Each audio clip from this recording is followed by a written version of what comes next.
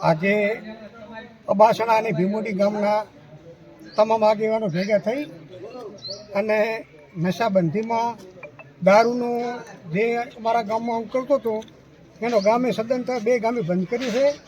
અને અત્યારે પોલીસ સ્ટેશનની અંદર આવી અને અમારા સંસદ સભ્ય ગેરીબેન, તાલુકાના માજી પ્રમુખ ગગાદી ભુરાદી અને અમારા 2 ગામના સરપંચો સાથે મળી અને આજે ડીવાયસપી સાહેબને આવેદનપત્ર આપ્યું, પીવાય સાહેબને પણ આવેદનપત્ર આપ્યું.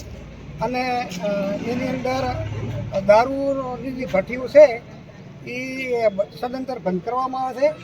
અને હવે કોઈ દારૂ પાડશે તો એનું જાહેરમાં વરઘોડું પણ કાઢવામાં આવશે એવું અમે સાહેબે ખાતરી આપી છે. એટલે દારૂના વ્યસનથી અત્યારે નાના છોકરા શાળામાં ભણતા હતા એ પણ દારૂને રવાડા ચડી ગયા છે. એટલે ભવિષ્યનો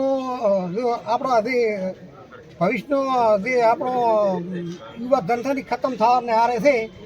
એટલે જે નાની અત્યારે ભાભરમાં અને અમારા નાના ઠાકોર સમાજની અંદર આ વ્યસન ઘણું છે. એટલે નાની બાયું વિધવાઓ અત્યારે થઈને બેઠી છે. મારે તો એટલું પણ કહેવું છે કે જો ગુજરાતની અંદર અફેણનો કાયદો સરકાર અમલમાં કરી કે તો દારૂ કેમ ના કરી કે બરાબર? દારૂ દેશ આઝાદ છો તારે ગાંધી બાપુએ અફેણનું નહોતું કીધું, દારૂનું કીધું હતું. સતત દારૂ વેચાય છે.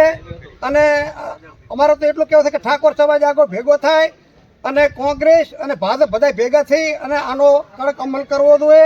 અને દારૂ છે ને એ મોટું દૂષણ છે. દારૂથી પહેલાં રજવાડા વખતે દારૂ રાજાને સૈનિકો અમે લડાવવા માટે દારૂનો ઉપયોગ કરવામાં આવતો. પણ અત્યારે તો એ ક્ષત્રિય સમાજની અંદર દરબાર હોય, રજપૂત હોય, ઠાકોર સમાજની અંદર ઘણો દારૂનું દૂષણ છે.